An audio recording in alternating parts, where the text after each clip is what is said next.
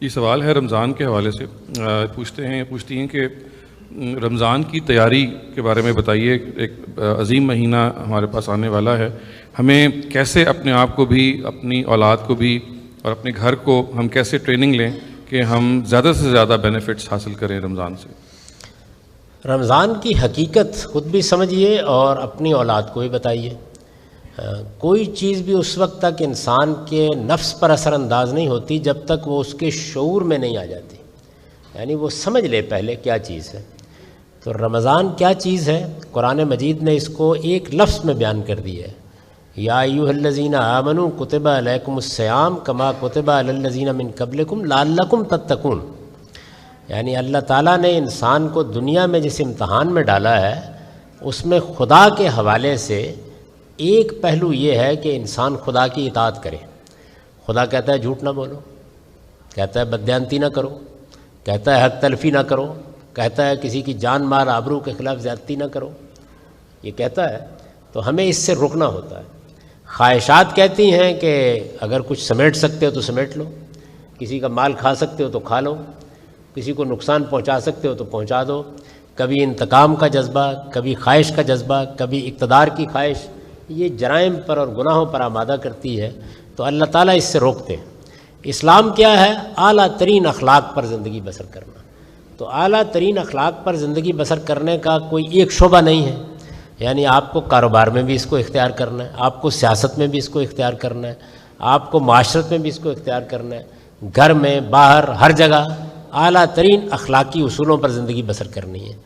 اعلیٰ ترین اخلاقی اصولوں پر جب آپ زندگی بسر کرتے ہیں تو اصل میں کیا کرتے ہیں؟ اپنی خواہشات، اپنی رغبات، اپنی چاہتوں کو حدود کا پابند کرتے ہیں، اس کو تقویٰ کہتے ہیں۔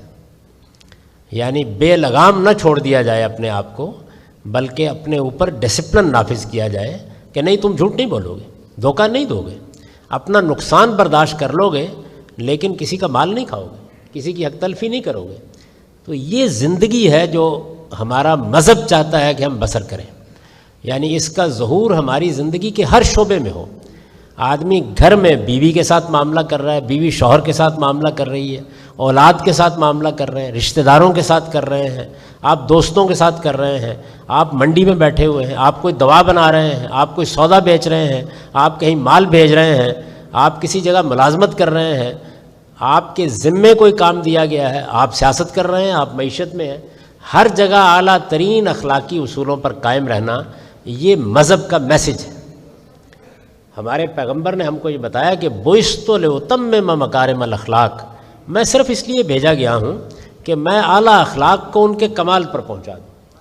تو اعلیٰ اخلاق کی زندگی کوئی آسان زندگی نہیں ہے، یعنی یہ زندگی ہم کو ہر جگہ بسر کرنی ہے۔ جب یہ زندگی بسر کی جائے گی تو میں آپ سے عرض کر رہا ہوں کہ پھر آپ کو اپنے آپ کو حدود میں رکھنا پڑے گا۔ اس کو عربی زبان میں تقویٰ کہا جاتا ہے، حدود آشنائی۔ اپنے آپ کو ان لمٹس میں رکھیے کہ جو اخلاقی لحاظ سے آپ کو ایک اعلیٰ توانا صحت مند انسان بنائے۔ اخلاقی لحاظ سے روزہ اس کی تربیت دیتا ہے۔ کیسے دیتا ہے؟ آپ دیکھیے اللہ تعالیٰ نے اس کے لیے ایک انتہائی مؤثر طریقہ اختیار کیا ہے، اور وہ طریقہ یہ ہے کہ 2-3 جبلی تقاضوں پر پابندی لگا دی۔ اب جبلی تقاضوں کا مسئلہ یہ ہے کہ وہ تو 2-4-5 گھنٹے کے بعد اندر سے زور کرنا شروع کر دیتے ہیں، پیاس لگنا شروع ہو جائے گی، بھوک لگنا شروع ہو جائے گی۔ تو اس کے بعد وہ جو خدا کی اطاعت کرنی ہے، حدود میں رہنا ہے، خدا کی بات ماننی ہے، جب کم تولنے کا جذبہ پیدا ہو تو نہیں تولنا، جب ملاوٹ کرنے کا داعیہ پیدا ہو تو نہیں کرنی۔ تو یہ جو چیز ہے یہ بھول جاتا ہے انسان۔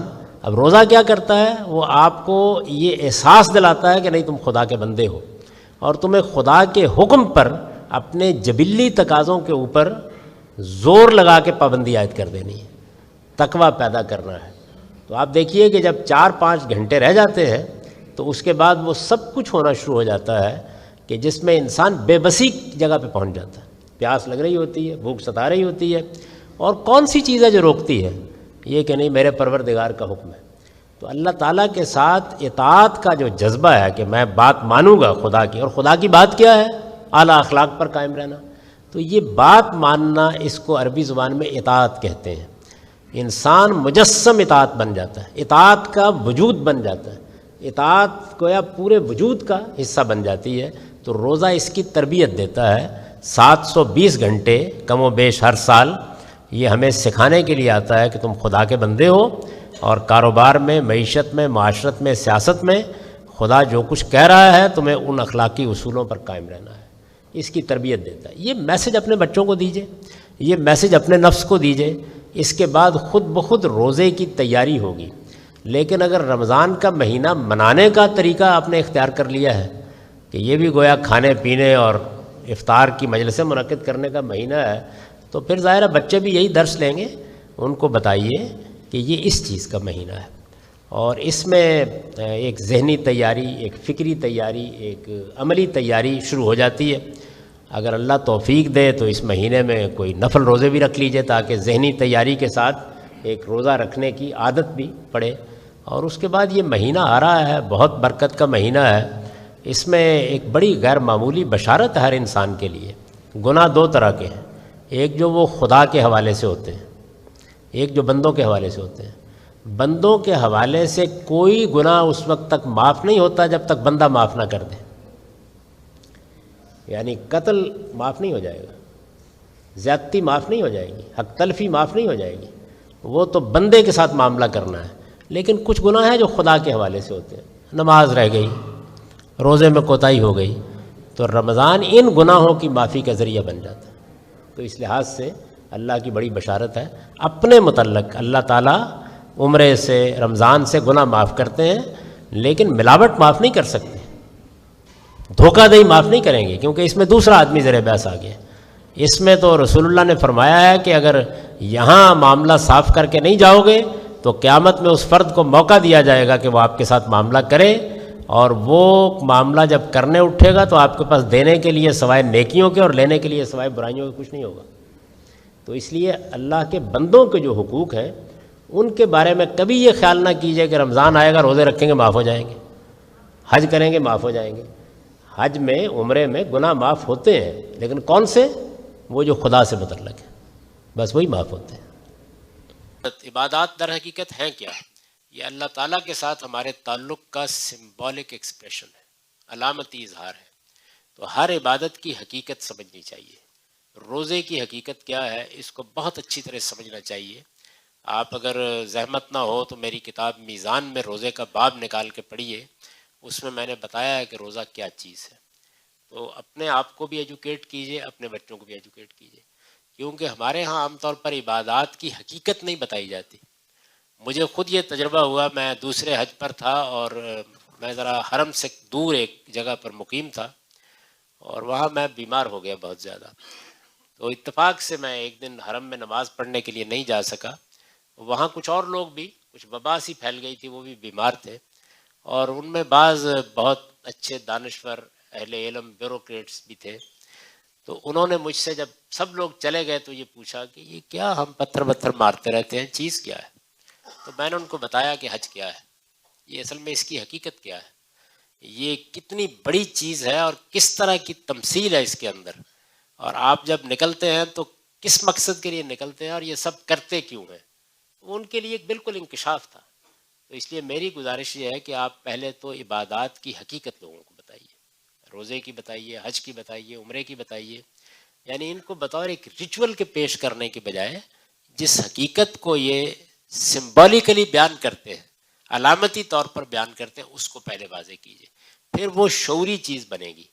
دوسری چیز یہ ہے کہ یہ سمجھیے کہ جس طرح ہر انسان کو یہ ضرورت ہوتی ہے کہ اس کو کچھ بہتر کیا جائے، یعنی زنگ لگ جاتا ہے طبیعت کے اوپر، نفس پر زنگ لگ جاتا ہے، روزمرہ کی مصروفیات، کاروبار، اس کی مشاغل، ملازمتیں. تو آپ دیکھتے ہیں کہ حکومتیں بھی یہ کوشش کرتی ہیں کہ وہ اپنے کام کرنے والوں کو کسی ریفریشر کورس سے گزارے. بالکل اسی طریقے سے اللہ تعالیٰ نے بھی یہ بندوبست کیا ہے کہ سال میں کوئی 720 گھنٹے کی ایک تربیت گاہ ہو جاتی ہے. کام بھی چلتے رہتے ہیں اور تربیت گاہ بھی منعقد ہو جاتی ہے. اس کو ایک تربیت گاہ سمجھ کر آپ اس میں داخل ہوں، اور یہ سمجھیں کہ ہمیں یہ ایک موقع مل رہا ہے جس میں اپنے آپ کو ہم پاکیزہ بنائیں گے، پاکیزگی کو سمجھیں گے، اور یہ کوشش کریں گے کہ جو زنگ لگ گیا اس کو اس مہینے میں اتار لیں. اس مہینے میں کوشش کریں کہ قرآن مجید کو سمجھ کر پڑھنے کی توفیق مل جائے. یعنی ہمارے ہاں وہ سن لیا جاتا ہے، نہ پڑھنے والے کو معلوم ہوتا ہے کیا پڑھ رہا ہے، نہ سننے والوں کو معلوم ہوتا ہے کیا سن رہے ہیں. تو قرآن مجید کو سمجھ کر پڑھ لیا جائے. ضروری نہیں کہ آپ ختم ہی کر لیں، کچھ حصہ پڑھ لیں، کچھ چند صورتیں پڑھ لیں. قرآن مجید اس لحاظ سے بڑی کمال کی کتاب ہے کہ اس کو آپ جہاں سے بھی کھول لیں وہ اپنا میسج پہنچا دیتی ہے. تو کچھ تھوڑا وقت اس میں صرف کر لیں. اور اسی طریقے سے اگر دین کے علم کے حاصل کرنے میں کوئی کمی رہ گئی ہے تو کسی اچھے لٹریچر سے، اچھے صاحب علم سے کچھ مزید تعلیم حاصل کر لیں. یہ چیزیں ہیں جن کو سامنے رکھنا چاہیے. لیکن ظاہر ہے ہر آدمی اس کا لائے عمل اپنے حالات کے لحاظ سے بتائے گا اور اسی کے لحاظ سے بنائے گا بھی. بچوں پر بیجا پابندیاں نہ لگائیے، ان کو مثبت طور پر بتائیے کہ رمضان کیا ہے، عبادت کیا ہے، روزہ کیا چیز ہے. میں یہاں اکثر مسجدوں میں دیکھتا ہوں کہ ایک طویل تقریر ائمہ حضرات کرتے ہیں، فیس بک بند کر دیجئے، انٹرنیٹ کے اوپر پابندی لگا دیجئے، ٹیلی ویژن کو سوئچ آف کر دیجئے. نہیں، دین کو بتانے کا یہ طریقہ ٹھیک نہیں ہے. آپ بتائیے روزہ کیا چیز ہے، آپ بتائیے اس کے اندر کیا حاصل ہوتا ہے، آپ بتائیے وہ کیسی تربیت گاہ ہے.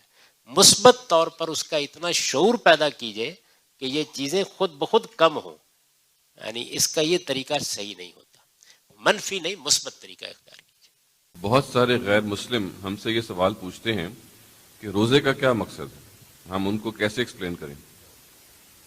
پہلی بات یہ سمجھ لیجئے کہ ہمارے دین میں جو اخلاق ہے، یعنی جو انسان ایک مورل بینگ ہے، تو اخلاقی لحاظ سے ہم مختلف تعلقات اور روابط رکھتے ہیں. ماں کے ساتھ ہمارا ایک رشتہ ہے، باپ سے ایک رشتہ ہے، دوسرے اعزاء اقربا سے رشتے ہیں، معاشرے سے ایک رشتہ ہے، ریاست سے ایک رشتہ ہے. اخلاق کیا چیز ہے؟ اخلاق یہ ہے کہ ان رشتوں کا احترام کیا جائے، ان کے ساتھ حسن سلوک کیا جائے. بالکل اسی طرح کا ہمارا ایک رشتہ ہمارے خالق کے ساتھ. تو روزے سے بات شروع نہیں ہوگی، بات یہاں سے شروع ہوگی کہ جس طرح ماں ہے، جس طرح باپ ہے، جس طرح عزیز اقربا ہے، جس طرح اولاد ہے، اسی طرح ایک سب سے بڑا رشتہ، سب سے پاکیزہ رشتہ، اہم ترین رشتہ اس ہستی کے ساتھ ہے جو ہمارا خالق ہے. تو خالق نے اپنے ساتھ تعلق کے آداب بتائے. مجھ سے جب لوگ پوچھتے ہیں کبھی کبھی کہ نماز کیوں پڑھے، تو میں یہ کہتا ہوں کہ اگر آپ کی ماں نے آپ کو کہا ہو کہ بیٹا ذرا صبح 5 منٹ کے لیے اور شام 5 منٹ کے لیے آتے جاتے میرے پاس بیٹھ جایا کرو، مجھ سے بات کر لیا کرو، تو آپ کیا کریں گے؟ تو میرا پروردگار کہتا ہے کہ ذرا 5 وقت 5 منٹ کے لیے میرے پاس آ جایا کرو. تو اصل میں یہ خدا ناشناس ہونے کی وجہ سے سوال پیدا ہوتا ہے. خدا کے ساتھ جو ہمارا رشتہ ہے وہ 3 پہلوؤں سے. خدا ایک عظیم ہستی ہے، کائنات کا خالق ہے، ہم اس کے ساتھ پرستش کا رشتہ رکھتے ہیں. اس کا ظہور نماز میں ہوتا ہے، یعنی ہم خدا کی عظمت کا اعتراف کرتے ہیں. یہ رکوع سجود کیا ہے؟ یہ اصل میں سمبلز ہیں اس کی عظمت کے اعتراف کے. اور یہ اعتراف عظمت کے ساتھ 5 وقت ہم اس کی خدمت میں حاضر ہوتے ہیں. اسی طریقے سے ہمارا دوسرا رشتہ خدا کے ساتھ اطاعت کا ہے. وہ حکم دیتا ہے، بادشاہ ہے، ہم اس کی بات مانتے ہیں. یہ جو اطاعت ہے اس کی تربیت کے لیے، اطاعت کے تعلق کی تربیت کے لیے روزے کی عبادت ہے. اس میں ہم کیا کرتے ہیں؟ ہم چند ان چیزوں پر پابندی قبول کرتے ہیں جن پر عام حالات میں پابندی کی کوئی ضرورت نہیں ہوتی، اور اس طرح مجسم اطاعت بن جاتے ہیں، یعنی اطاعت کا وجود بن جاتے ہیں. آپ دیکھیے کیسے، یعنی آپ اصل میں اپنی جبلت کے بعد ایسے تقاضوں پر پابندی لگاتے ہیں کہ جیسے جیسے وقت گزرتا ہے وہ تقاضے اندر سے زور کرنا شروع کر دیتے ہیں. کہیں 4 گھنٹے بعد، کہیں 5 گھنٹے کے بعد. اس کے بعد جو اندر کی یہ طاقت ہے آپ کی جبلت کی، انسٹنکٹ کی، کہ مجھے پلاؤ، مجھے کھلاؤ، آپ جب اس کے مقابل میں کھڑے ہو کر یہ کہتے ہیں کہ نہیں ابھی خدا کا حکم نہیں آیا، تو یہ اصل میں اطاعت کی تربیت ہے. روزہ اس مقصد کے لیے رکھا جاتا ہے. یہ 720 گھنٹے کی کم و بیش سال میں ایک تربیت گاہ منعقد ہو جاتی ہے. تو جو لوگ دنیا کے اندر بڑے بڑے مقامات حاصل کرنے کے لیے روز تربیتی کورسز کرتے ہیں، ان سے کہیے کہ خدا کے ساتھ تعلق کے لیے ہم یہ سال میں ایک مرتبہ کیا کریں.